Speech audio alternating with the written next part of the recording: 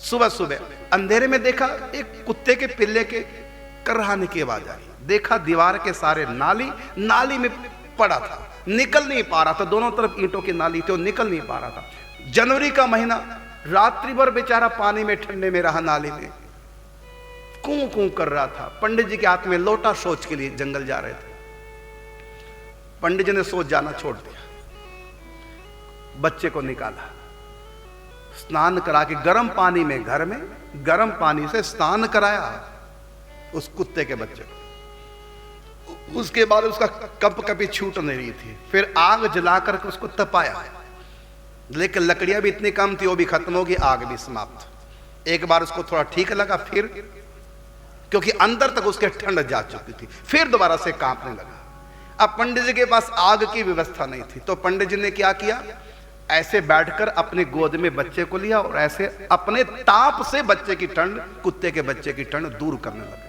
अपने ताप से अपने घुटनों के पेट के बीच में उसको ऐसे छिपा के बैठ गए, जिससे कि मेरे ताप से ये थोड़ा सा इसकी ठंड दूर हो। कितनी है दूसरे के दुख में, पर दुख कातरता पंडित जी में कितनी थी। दूसरों का दुखड़ा दूर करने वाले तेरे दुख दूर करेंगे मेरे।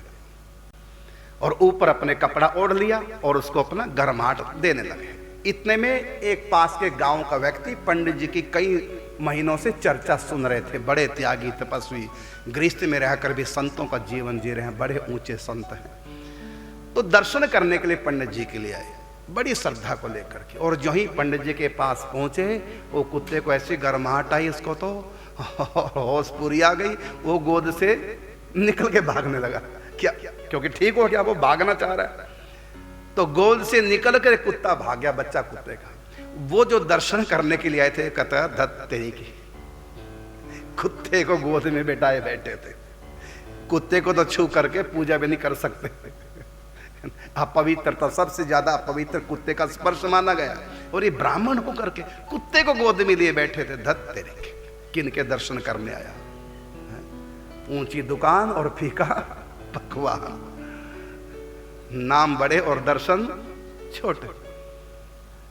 ऐसा मन से अवहेलना करके वहां से चल दिए। और पंडित जी समझ गए कि हुआ क्या।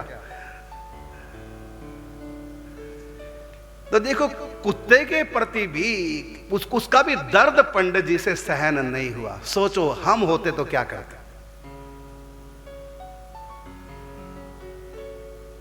ऐसा दूसरों के प्रति सद्भावना रखो, गुरु के प्रति, दुखियों के प्रति, गौ ब्राह्मण के प्रति।